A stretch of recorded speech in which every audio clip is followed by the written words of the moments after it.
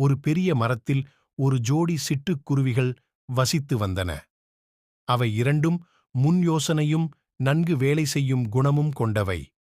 குளிர்காலம் வரும் முன் அவை இரண்டும் ஒரு அழகிய உறுதியான கூட்டை கட்டின.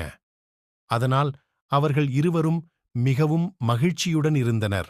மிகவும் மழை பெய்து கொண்டிருந்த ஒரு நாள் இந்த குருவிகள் வசித்துக் கொண்டிருந்த மரத்தில் ஒரு குரங்கு வந்து ஒதுங்கியது. மழையில் மிகவும் நனைந்து அந்த குரங்கு நடுங்கிக் கொண்டிருந்தது. அதை பார்த்த பெண் குருவி, ஐயா, ஏன் நீங்கள் இப்படி மழையில் நனைந்து கொண்டிருக்கிறீர்கள்? ஏன் உங்கள் வீட்டுக்குப் போகவில்லை என்று கேட்டது. அதற்கு குரங்கு சொன்னது, எனக்கு தனியாக வீடு ஒன்றும் இல்லை, எல்லா மரங்களிலும் நான் மாறி மாறி தங்குவேன் என்றது. இதை கேட்ட பெண் குருவி, எதிர்காலத்திற்கு சேகரிக்காத புத்தியில்லாத குரங்கு ஒரு சோம்பேறி என்று விமர்சித்தது. குரங்கு மிகவும் கோபப்பட்டு அந்த குருவிடம் அமைதியாக இருக்கச் சொன்னது.